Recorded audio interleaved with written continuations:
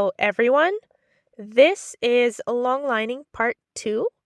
In part 1, Raya learned the safety prerequisites for managing a rope around her body, and I also introduced her to switching eyes through her blind spot. Today, I am doing the same thing, but for the first time, I have both lines attached to the halter.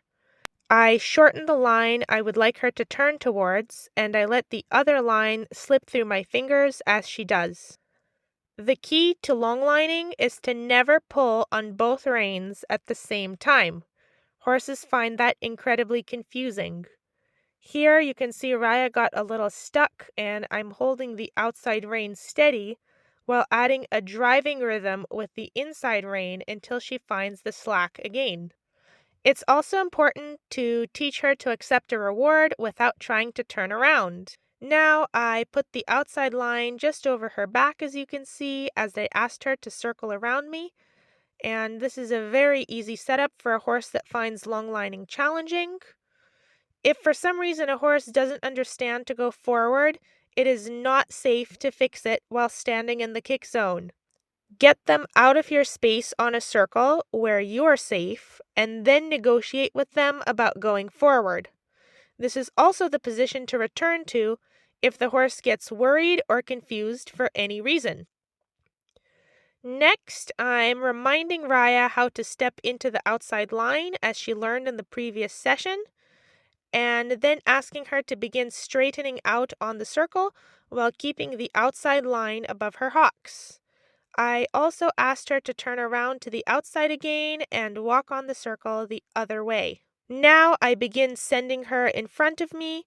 The closer I am to her shoulder, the easier it is, and the closer I am to her tail, the more her understanding is challenged. I adjust my position according to her understanding and confidence moment to moment. It's okay to come up to the shoulder to give direction and then fall back towards the tail when she is more certain. She got a little balled up when I asked her to stop, and this is an even better view of how to hold the outside line steady, and adding a rhythm with the inside line helps her understand how to find the slack. I decided to isolate backing up towards me to help her feel more confident, and I started at her shoulder and just worked my way towards her tail as she understood the game. I find it really helps to always put my hand on their tail so they learn to feel where I am at. My favorite way of helping a horse understand how to go in front of me is to have them go sideways along a rail, or in our case, a road, and as they gain confidence, they begin to straighten out. And Raya did an amazing job backing up to me just now.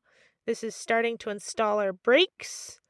The reason I'm not using a surcingle is because if she happens to get strong on me out on the road, I can drop one line and reel her head towards me.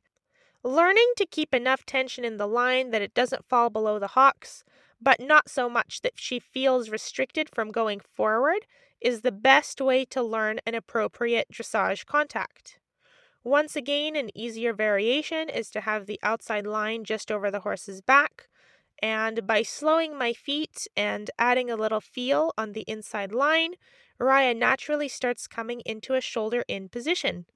She wants to dive for the neighbor's grass, but when I said no, she bumped my pivot off the bucket instead. Careful! No! I took her for a walk, and after a little while, she stopped feeling the need to glance back at me, and she found a straight and confident position. She also now understands to halt and back up. As a bonus, we also met with a school bus. And that's all for today. If you found this helpful and wish to say thank you, please share this video, and I'd love to see photos and videos of your horses in the comments. That always makes my day. Believe in your horse, and thank you for listening.